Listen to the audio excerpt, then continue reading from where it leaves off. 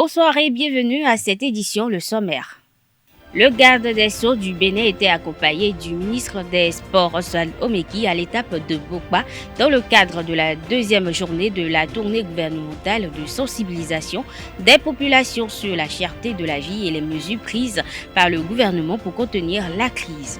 L'autorité du gazoduc de l'Afrique de l'Ouest, AGAO, mettait à sa présidence le ministre béninois de l'énergie, Dona Jean-Claude Oussou, a été réélu lors de la réunion des ministres de l'énergie des pays membres de l'AGAO ouverte le 10 mai dernier à Abuja au Nigeria. Le site du mémorial de la réconciliation de Cotonou abrite désormais un nouveau monument. Il s'agit du monument Amazon qui fait réagir les citoyens. Plus de précisions dans un instant.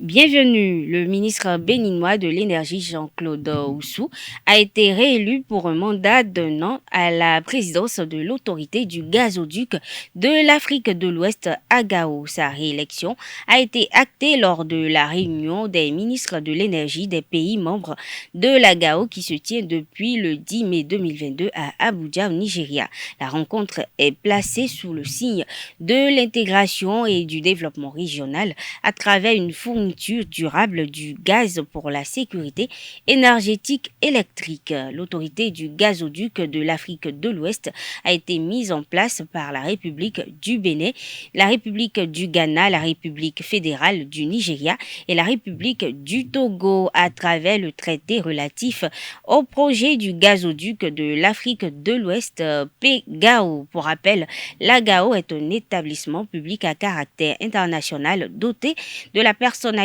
juridique et de l'autonomie financière. Elle a des fonctions de représentation, des fonctions d'assistance et de coordination, ainsi que des fonctions de régulateur. La deuxième journée de la tournée du gouvernement a conduit le ministre de la Justice et de la Législation, Séverin Maxime Quenom, et le ministre des Sports, Oswald Omeki, à Bokba dans le département du Mono ce vendredi 13 mai 2022. L'objet de la dite tournée a été expliqué aux populations par Séverin Quenom. Le gouvernement a décidé, selon lui, d'aller au contact des citoyens afin de recueillir leurs préoccupations et suggestions pour affiner la stratégie dans la bataille contre la cherté de la vie. Des facteurs exogènes expliquent la situation selon le garde des Sceaux qui rappelle que le gouvernement a pris des mesures à l'occasion. Au nombre des mesures, il y a la réduction et ou suppression de la TVA sur certains produits de première nécessité, la subvention des hydrocarbures, engrais et intrants agricoles. Ces efforts du gouvernement pour contenir les effets de la crise sont compromis que les populations sont appelées à dénoncer. L'Association interprofessionnelle de coton haïtien reçoit dans son patrimoine immobilier 21 domaines. Ces domaines ont été transférés par le gouvernement à travers le décret numéro 2022-213 du 30 mars 2022. C'est pour assurer l'autonomisation de la recherche sur le coton et le développement des nouvelles technologies de production et de valorisation des sous-produits du coton. Ces biens immobiliers concernés sont localisés dans les communes de Kandi, Banikwara, Gogounou, Bembereken, Dali, Parakou, Tiaourou, Wassapenko, Djougou, Savé, Savalou, Djidja, Zobodome, Adja, Aplaroui, et Alada. L'association interprofessionnelle de coton haïtien est composée des familles des producteurs et graineurs qui représentent des acteurs auprès de l'État. Elle a pour mission essentielle la coordination technique, l'arbitrage économique et financier, le pilotage et le suivi général de la filière. Les journalistes ont pris part à un atelier de partage de bonnes pratiques du journalisme d'investigation ce vendredi à la Maison des médias à Cotonou. Une quarantaine de journalistes a échangé à l'occasion avec les confrères pratiquant l'investigation. C'était au cours du 350e numéro du Club Presse Café Média Plus. Le compte rendu est signé Carles Kitomé. Ce matin, nous aurons droit à un atelier d'échange de bonnes pratiques. C'est nouveau. ceci avec notre partenaire Banuto, qui depuis des années, avec qui depuis des années nous travaillons. Ainsi, le rendez-vous hebdomadaire du Café Média plus CMP de ce 13 mai a donné lieu à un atelier de partage sur les bonnes pratiques en matière de journalisme d'investigation. Si vous prenez aujourd'hui un journaliste béninois qui a au moins 5 ans d'expérience, c'est sûr qu'il a déjà suivi au moins une fois une formation en journalisme d'investigation. On s'est dit, ce qu'il faut faire de nouveau, c'est permettre à ce que ceux qui vont déjà sur le terrain viennent partager de façon pratique leurs expériences, qu'on sorte des théories, qu'on sorte des livres, qui viennent partager leurs expériences avec les confrères. Donc on a prévu 2 ateliers de partage de bonnes pratiques, un atelier à Cotonou qui nous réunit aujourd'hui et un deuxième atelier à Parakou qu'on va faire le 27 mai. Toujours en partenariat avec Café Média Plus qui s'est imposé comme l'espace par excellence de discussion autour des problèmes de la société béninoise, mais également autour des problèmes de la corporation des journalistes et aussi de promotion des journalistes. Cette activité issue d'un projet du consortium Banuto en collaboration avec le CMP est financée par l'ambassade des États-Unis près le Bénin qui espère une amélioration des prestations des médias du Bénin. Les médias libres et indépendants jouent un rôle essentiel dans la démocratie en veillant à ce que les gouvernements et les pouvoirs soient à l'écoute de leurs citoyens. Le présent atelier organisé dans le cadre du projet Banuto Investigation se penchera sur les meilleures pratiques en matière de journalisme d'investigation, allant de la manière de faire un bon reportage d'investigation, en passant par la question du financement et de la collaboration entre journalistes. Un tel contenu pour cette formation est promoteur pour le futur du journalisme d'investigation au Bénin. L'ambassade des États-Unis s'engage quant à elle continuer à soutenir le développement de la profession de journaliste.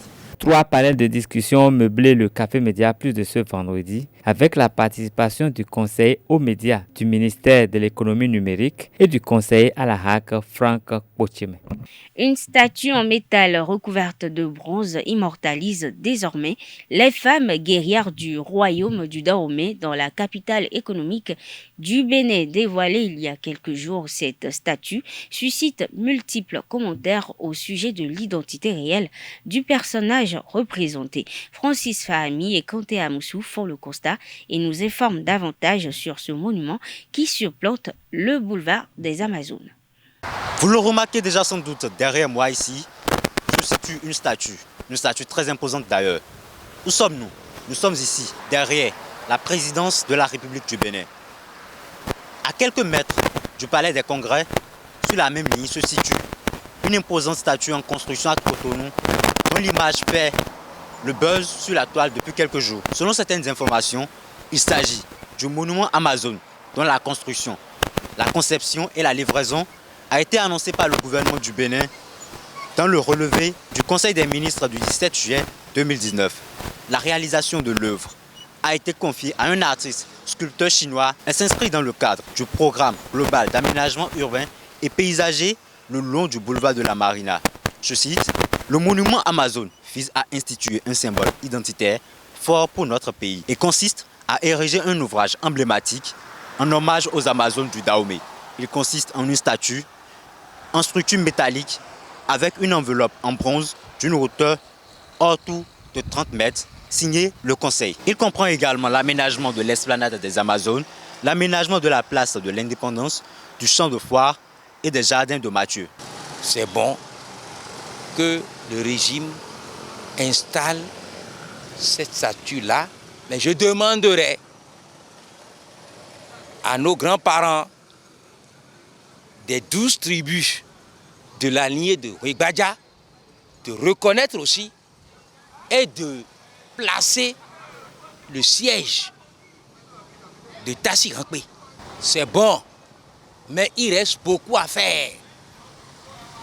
Ils ont commencé, mais d'autres qui viendront après eux doivent suivre le pas, doivent emboîter le pas de ce régime dans le domaine culturel. Parlons de l'accoutrement de la représentation. Vous verrez d'un côté, au niveau de sa main gauche, elle tient un coupe-coupe avec une poigne incroyable. De l'autre côté, elle tient une lance. Cela témoigne de la ferveur, de la ténacité des Amazones du Bénin. La Cour constitutionnelle du Bénin a été saisie d'une enquête par laquelle un détenu à la maison d'arrêt d'Abomey-Calavi, forme un recours en inconstitutionnalité de sa détention. La Cour a tranché en faveur du détenu et s'est dite incompétente pour le remettre en liberté, ce à travers une décision datée du 7 avril 2022. Il s'agit d'Éric Aziafa, dont le droit a été violé. Dans sa requête, le détenu affirme totaliser 9 ans et 3 mois de détention provisoire pour avoir été placé sous mandat de dépôt depuis le 9 août 2012 pour fait d'association de malfaiteurs. La Super League Pro de football du Bénin aborde sa 15e journée ce week-end. Au programme, Coton FC accueille Dadia FC de la Soneb. Chaude empoyade entre Buffle et Asvo à Parakou. AS Cotonou reçoit Espoir de Savalou. Dynamo d'Abomey affronte Adidja à Goro. GISP se déplace sur le terrain de Béké. Au terme de la 14e journée, disputée au milieu de semaine, Coton garde les commandes avec 30 points devant Buffle avec 26 points. Asvo complète le podium à 5 unités. Cavalier et Adidja restent dans le bas du classement. Retour sur le résumé des matchs réalisés par la rédaction sportive. Coton Football Club garde le lead de la Super League Pro grâce à sa victoire étriquée sur Panthère de Djougou. Jusqu'à l'heure de jeu, les cotonniers arrivent à déjouer par moment la stratégie du club phare de la cité des Pétonies et son bloc bas, mais pêchent dans la finition.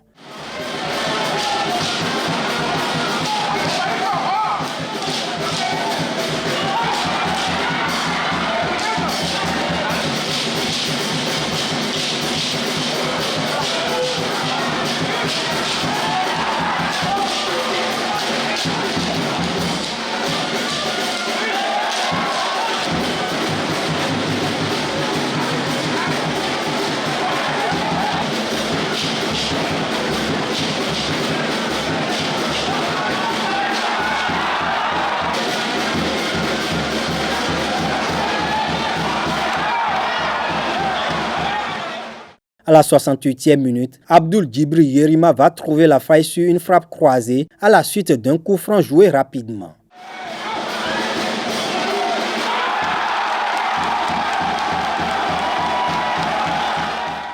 Score final 1-0. C'était un match difficile jusqu'à la fin, hein, parce que déjà les adversaires quand ils viennent chez nous c'est jamais facile. Puis quand tu mènes que 1-0 et qu'il reste quelques minutes, l'adversaire croit toujours à l'égalisation et donne tout ce qu'il a pour essayer de revenir au score. Mais je dirais quand même que même s'ils ont donné une belle opposition, on a raté notre début de match. Ben, raté, je parle des occasions. Parce qu'au bout de 5 minutes, le match il doit être plié, c'est 2-0. Je vais dire que je suis un peu déçu parce que j'ai encaissé un but que je ne devrais pas encaisser sur la naïveté des jeunes. J'ai pris une note, nous allons corriger ça pour éviter ça les fois à venir. Buff a réalisé le strict minimum sur le terrain de la Lanterne Rouge à Adidja FC. Les militaires très entreprenants bousculent à mettre reprise les bovidés de Parakou, mais restent inefficaces.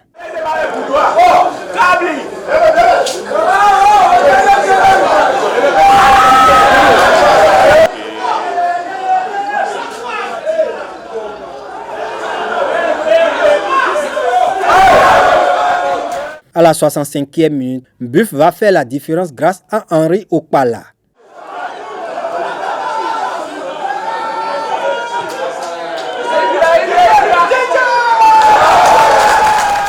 Le football, ça a été comme ça. Quand vous trouvez des occasions, vous ne marquez pas. En fin de compte, vous allez encaisser. Voilà, ils ont montré l'expérience. Sinon, on a joué, on a commencé, on a bien joué. Mais l'expérience, on a raté quelques occasions. Ils ont profité, ils ont marqué. Et voilà comment le match a été perdu. Je voulais les 3 points. Je n'ai pas besoin de 3 buts, 4 buts. Ce n'est pas ça qui est mon problème. Ce sont les calculs. Voilà. Moi, je voulais une victoire où je peux avoir mes 3 points. C'est ce que j'ai eu. Ben, vous allez voir l'équipe jouer après. Voilà, ça a été vraiment difficile. Le premier match a été difficile, le deuxième match a été difficile. Mais ce n'est pas comme ça que Buff joue. Hein. Voilà, je pense que les prochains matchs seront meilleurs. Asvo réalise une bonne opération avec sa victoire sur Dynamo d'Abomey 1-0, 55e minute. Emmanuel Henry trouve son homonyme Emmanuel Samuel dans l'intervalle qui bat Jean-Paul Assandé.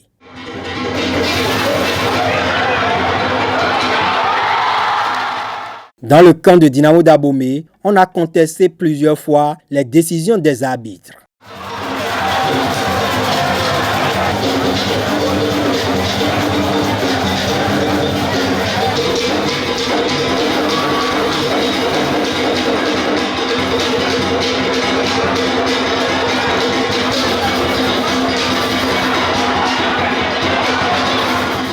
L'adversaire a gagné aujourd'hui. Je retiens que mon adversaire m'a gagné. Je ne vais pas m'appesantir sur qu'est-ce que l'adversaire a fait. Non, je risque de tomber au fait, dans le travers. Dès que je vais commencer au fait, à analyser mon adversaire, je risque peut-être de vous choquer. Je risque de choquer mes collègues. Tenons-en à la défaite. J'ai perdu. Je reconnais avoir perdu. Tout n'a pas été rose dans mon match. Je pars pour aller les corriger et revenir. La victoire va nous galvaniser. Vous savez, ce n'est pas facile d'aller jouer les buffles à domicile. Mais cette victoire va nous galvaniser. Nous allons, comme nous avons l'habitude de le faire, jouer sous nos valeurs et aller défier l'adversaire à domicile. Jeffa FC renoue avec la victoire après 4 revers de rang. Kokovi Fanho et ses coéquipiers ont pris le dessus sur Dadje FC 1-0. Fidel Kofi a inscrit le seul but de la partie à la 57e minute.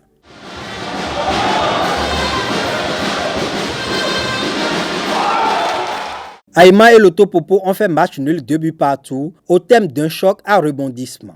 35e minute, Lotopopo ouvre le score sur un penalty transformé par Rodrigo Facino.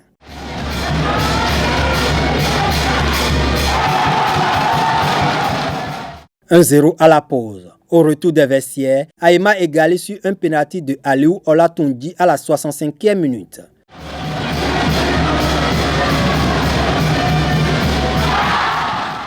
12 minutes plus tard, Bienvenue Vinou redonne l'avantage à Lotopopo.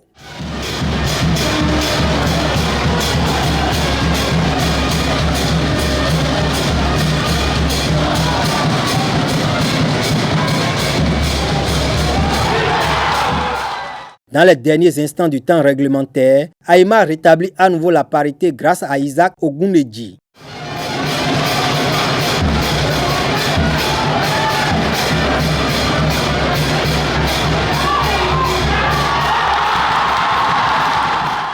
Beke a tenu en échec AS Cotonou sur son terrain 1 but partout. Tout est allé vite dans ce duel. Il a fallu juste 48 secondes au club de la CNSS pour ouvrir le score. But de Abdul Boradji.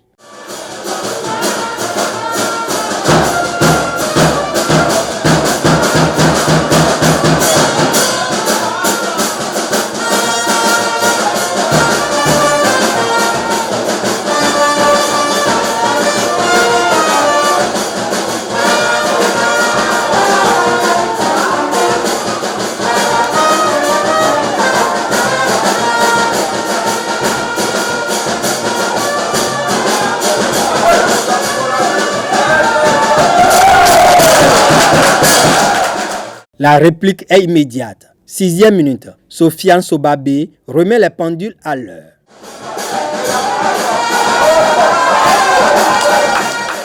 Dans les autres matchs, Cavalier s'est incliné à domicile face à Éternel, 1 but contre 2. Espoir a étrayé JSP 3-0. 16 buts ont été inscrits lors de cette journée. C'est une moyenne de 2 buts par match. Coton FC garde les commandes avec 30 points devant Buff 26 points. Asvo complète le podium à 5 unités. Cavalier et Adidja restent dans le bas du classement. Au programme de la 15e journée, Coton FC accueille Dadje FC de la Soneb. Chaude empoignade entre Buff et Asvo à Parakou. AS Cotonou reçoit Espoir de Savalo. Dynamo d'Abomey affronte Adidja à Goho. Mesdames et messieurs, nous sommes à la fin de cette édition. Merci de votre attention. Excellente soirée à toutes et à tous et bon week-end.